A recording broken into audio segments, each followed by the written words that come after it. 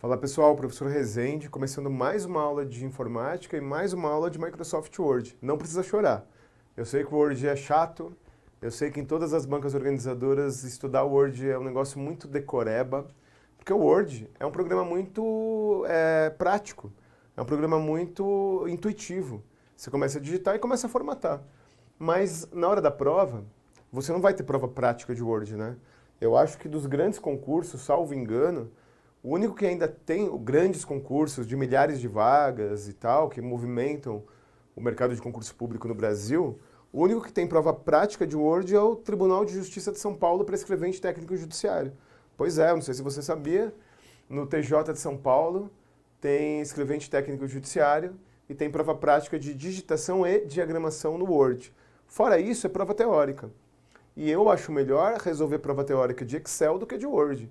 Porque função C, soma C, C com C, proc V, é cálculo. Agora já o Word é um monte de decoreba. Você teve uma aula inicial, você teve uma aula de conceitos básicos de Word, e a aula agora é de ferramentas. As ferramentas caem tanto em prova quanto conceitos básicos. Então vamos lá. Vamos trabalhar as principais ferramentas, vamos contextualizar as principais ferramentas do Microsoft Word. Lembrando que existem algumas pequenas diferenças de uma versão para outra.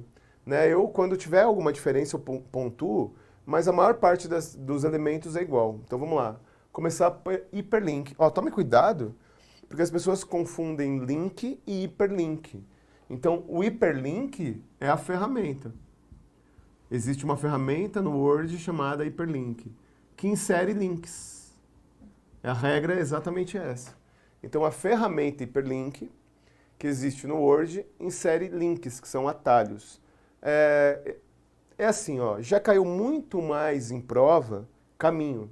Ainda cai. Sabe uma banca que gosta muito de caminho? A FCC. Né, eu estou dizendo que não cai, mas aí de repente a CESP mete um caminho, de repente a GV, a VUNESP mete um caminho. Mas a FCC gosta muito de caminhos. Então, só para a gente desencargo de consciência, né? Qual é o caminho do hiperlink? Guia. Você lembra das aulas anteriores que eu falava que as guias, elas têm uma explicação? Cada guia tem uma justificativa para que ela seja tal guia? Pois é, a guia, a página inicial, tem elementos que são inseridos no texto. A guia hiperlink, ela não está na página inicial. Ué, não entendi. Mas eu não insiro hiperlink no texto? Não necessariamente.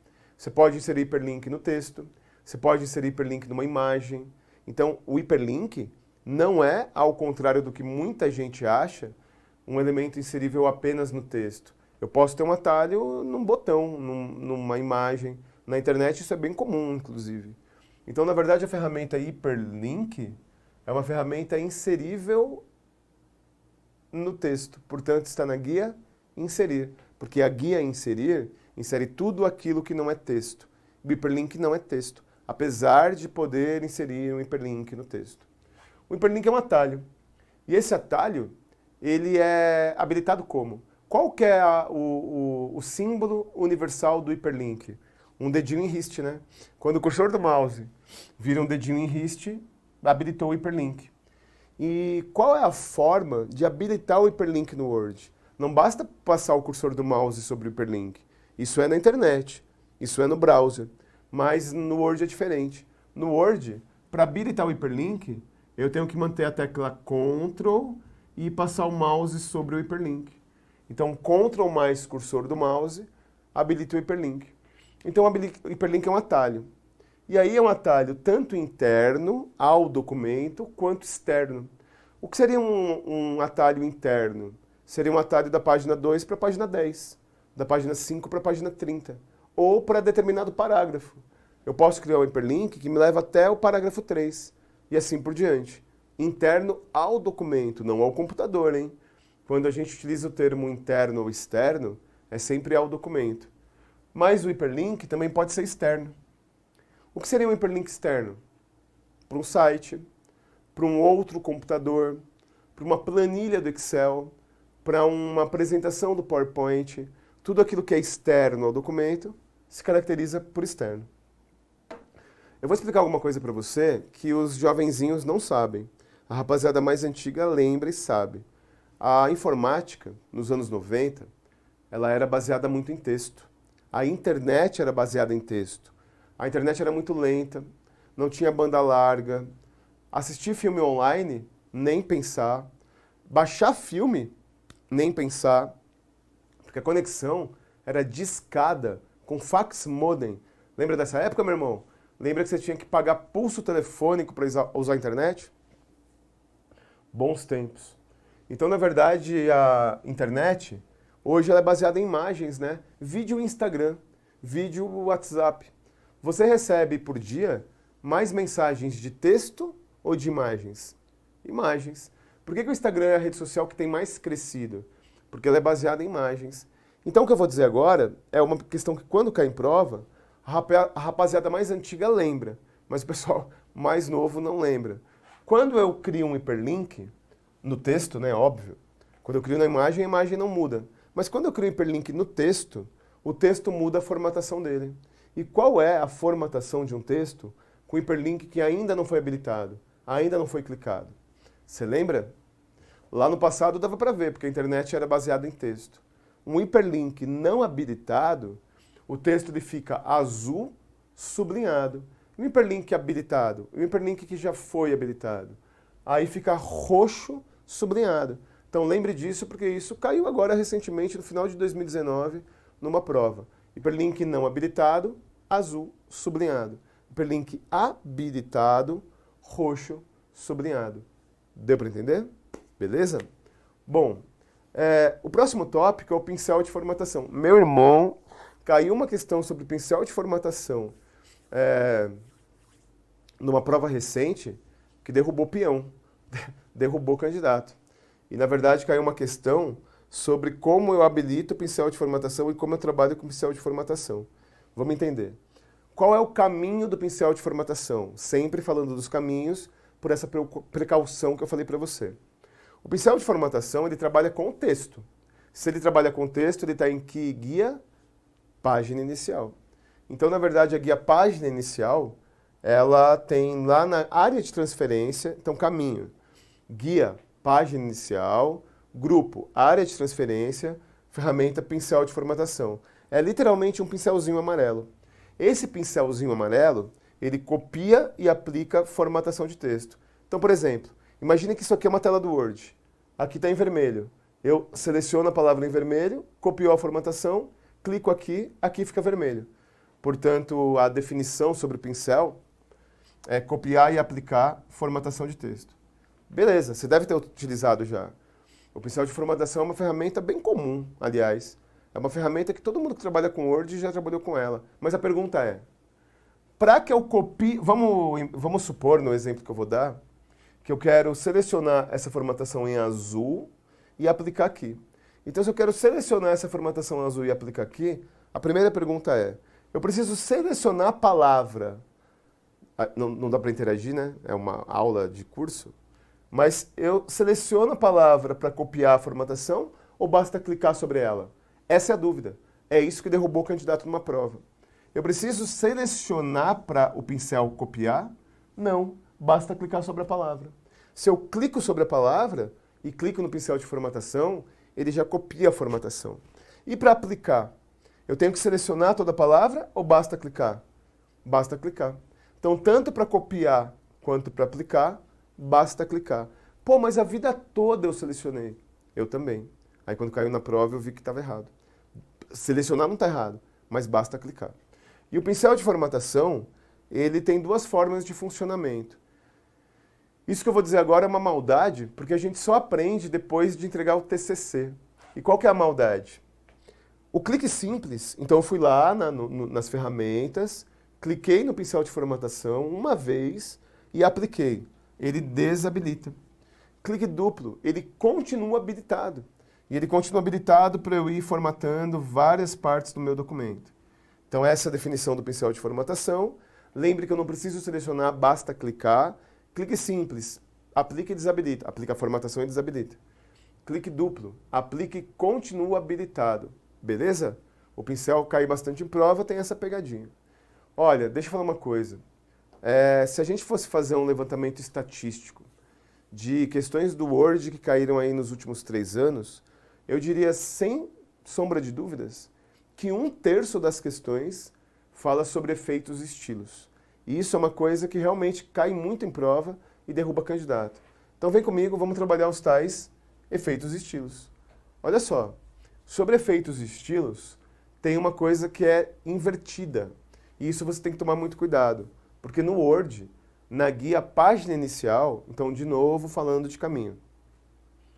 Na guia página inicial, que na verdade eu opero elementos de texto, eu tenho os efeitos e estilos. Mas qual é a ordem que aparece no Word?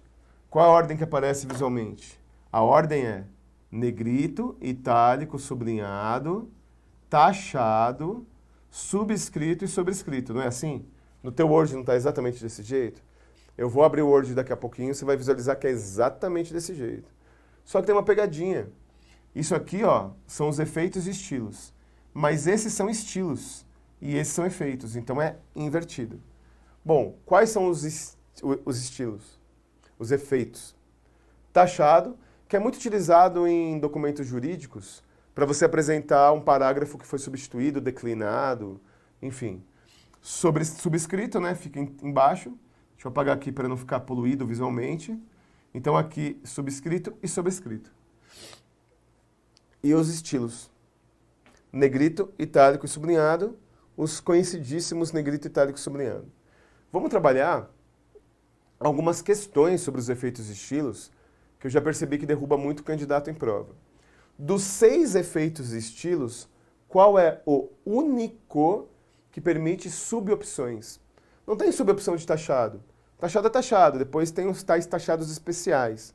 Mas a ferramenta taxado, eu vou até te mostrar no Word daqui a pouco, não tem subopções. Nem subscrito, nem sobrescrito. Não existe nível de negrito. Não existe inclinação do itálico. Então, dos 6 efeitos e estilos, o único que tem subopções é o sublinhado. Então, essa é a primeira regra. E quais as subopções de sublinhado? Sublinhado duplo, sublinhado ondulado, sublinhado pontilhado. Existem várias subopções de sublinhado. Dos 6 efeitos e estilos, quantos no máximo eu posso aplicar em uma palavra? Ó, cuidado que tem uma pegadinha aqui. Eu posso aplicar os 6 efeitos e estilos numa palavra, desde que subscrito e sobrescrito estejam em caracteres diferentes. Posso. Por exemplo, alfacom. Eu vou aplicar alfacom. Não tem problema nenhum. Ó, numa mesma palavra, eu apliquei subescrito e sobrescrito. Mas em um único caractere, não dá. Num único caractere, ou eu estou acima ou eu estou embaixo, meu irmão. Não dá para estar nos 2 lugares ao mesmo tempo. Nem só se você fizer, sei lá, sexo tântrico, talvez. Então, esses 2 aqui não podem coexistir no mesmo caractere. Deu para entender? Eu vou agora falar uma questão que derrubou muita gente numa prova para o Barro Branco, em São Paulo. Essa prova foi um problema. Eu comentei com você em aulas anteriores que os atalhos de aplicação de texto estão em português no Word. Então, no Word, todos os atalhos que servem para manipular o conteúdo, para manipular o texto, eles estão caracterizados na língua portuguesa. Então, por exemplo, Ctrl+N, negrito, Ctrl+I, itálico, Ctrl+T, selecionar tudo, Ctrl+AL, Ctrl+A, Ctrl+AL não, AL é no Windows, né? Ctrl+A, abrir. Então é sempre em português. Então olha a questãozinha que me cai na prova. Considere que o usuário abriu o Microsoft Word 2010 e selecionou o atalho Ctrl+N e digitou uma palavra. Aí ele selecionou o atalho Ctrl+I e digitou outra palavra. Depois Ctrl+U e digitou a terceira palavra. Então, perguntava como fica a formatação. E aí, nas alternativas, tinha as formatações. Então, vamos por partes. Se eu abrir o Word está em branco, né? E eu dei Ctrl+N, o texto fica negrito. Aí eu dou Ctrl+I. Como fica a segunda palavra? Só itálico? Não, negrito e itálico. Perfeito? Mas aí eu dei Ctrl+U. O que acontece? Aí tinha uma alternativa, que era a primeira palavra só negrito, A segunda palavra, negrito itálico, e a terceira palavra, negrito itálico também. Mas tinha uma outra alternativa, que era negrito, negrito itálico e sublinhado. Bom, você sabe que no teu Word, que provavelmente é o Word 2013 ou 2016, que o sublinhado é Ctrl S. Mas no Word 2010 é Ctrl U, underline. O estagiário não traduziu. É uma pegadinha essa. Então, cuidado. No Word 2010, em particular no Word 2010, o sublinhado é Ctrl mais U. No Word 2013 e no Word 2016, o sublinhado é Ctrl S. Realmente é inglês e é uma pegadinha. Derrubou muita gente na prova. Teve um aluno, inclusive, que me mandou a foto dele fazendo o Ctrl S. Só que o Word dele é 2016. Tudo bem? Ó, eu vou explicar uma coisa agora, que é uma regra absoluta. É a regra da maioria. Democracia plena, quase um soviete. Se você tem 4 amigos, 3 querem ir para um bar e o quarto quer ir para outro bar, todos vão no bar dos 3, né? Então vamos imaginar a seguinte situação. Olha só, eu tenho uma palavra em negrito. Não, uma palavra sem negrito. Concurso. Negrito não, sublinhado que é mais fácil de mostrar. Aí eu tenho uma segunda palavra sublinhada. E é uma terceira palavra não sublinhada. Então, concurso público Brasil. Você concorda que a minoria está sublinhada? Não está e a maioria não está sublinhada. Então, o que eu vou explicar agora é a regra da maioria. E como funciona a regra da maioria? Se eu seleciono toda essa frase, tudo, concurso público Brasil, e clico em sublinhado, o que acontece? A regra da maioria. A maioria não está. Então, clicando no sublinhado, fica. E o que já estava? Continua. É exatamente isso. Então, se eu selecionar uma frase em que eu tenho 2 palavras não sublinhadas e uma sublinhada, seleciono as 3 palavras e clico em sublinhado, aqui vai ignorar, porque a minoria é ignorada. E ele vai considerar a maioria, ele vai sublinhar. Vamos pensar o contrário? Se eu tenho 2 palavras sublinhadas e uma não sublinhada, seleciono todas e clico em sublinhado, vale a regra da maioria. Ignora a minoria e aplica-se a maioria, excluindo o sublinhado. Entendeu? Então, você olha sempre para a maior quantidade de palavras, qual a aplicabilidade na maior parte das palavras e aplica-se. Perfeito? Bom, então sobre negrito, efeitos e estilos, por incrível que pareça, você percebeu já que dá muita confusão, né? Porque tem muita regrinha. Então fique esperto com isso. Lembre que no Word 2010 é Ctrl U. Vamos agora para a seleção de texto. Vem comigo. Olha só, deixa eu falar uma coisa importante para você. O Windows, ele tem vários editores e visualizadores de texto, né? Ele tem o bloco de notas, ele tem o WordPad, que é um editor de textos nativo do Windows. E o que eu vou explicar agora para você, essa parte pelo menos, serve também para o WordPad e para o bloco de notas. Eu encontrei numa prova da FCC uma questão disso que eu expliquei aplicada no bloco de notas. Então cuidado porque é além do Word. Existem 2 formas de seleção de texto. Né? Eu tenho um texto digitado, eu quero selecionar partes. Existe a seleção com o cursor do mouse, que é essa regra aqui, e existe a seleção com a seta de seleção, que eu vou explicar daqui a pouco. Vamos com o cursor do mouse. Se eu tenho um texto lá, um texto enorme no Word, e eu dou um clique simples, o que acontece? Posição do cursor. Eu clico e eu posiciono o cursor onde eu quiser. E se eu der um clique duplo? Muita gente aprende errado. Muita gente dá uma varzeada nisso.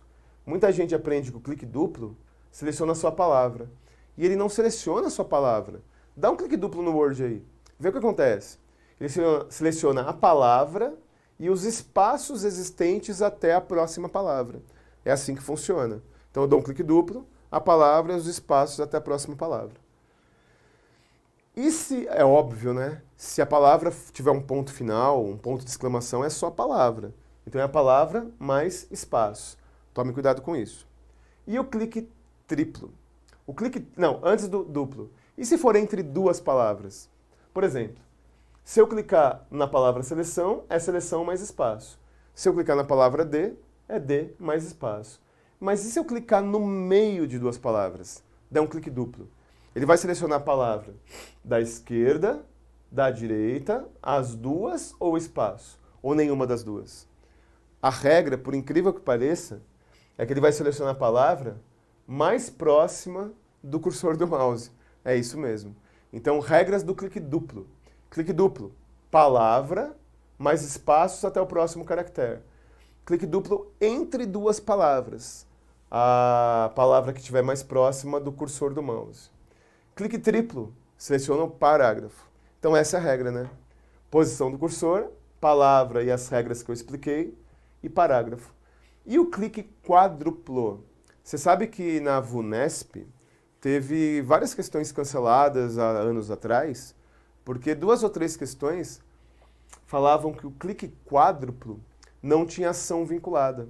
Ó, o que significa não ter ação vinculada? Estou clicando aqui. Não tem ação vinculada. Nada acontece.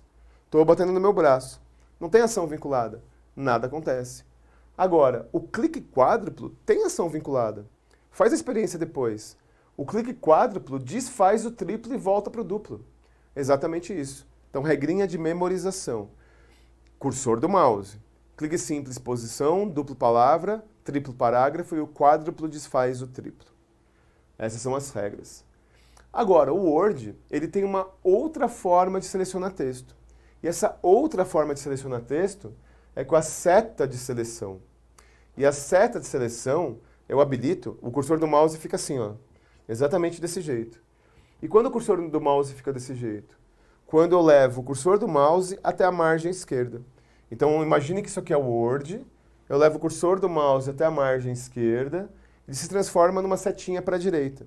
E quando ele se transforma numa setinha para a direita, é a ferramenta seleção habilitada. A ferramenta seleção habilitada, ela funciona de um jeito diferente disso aqui. E como funciona? Clique simples, seleciona a linha, não a frase, hein? Uma frase pode ter várias linhas. Então, clique simples, a linha, clique duplo, o parágrafo, clique triplo, tudo. Não é texto, é tudo. Então, se eu tiver imagem, se eu tiver fluxograma, se eu tiver tabela, ele seleciona literalmente tudo. E o quádruplo desfaz o triplo. Então, lembre dessa regra e lembre dessa regra.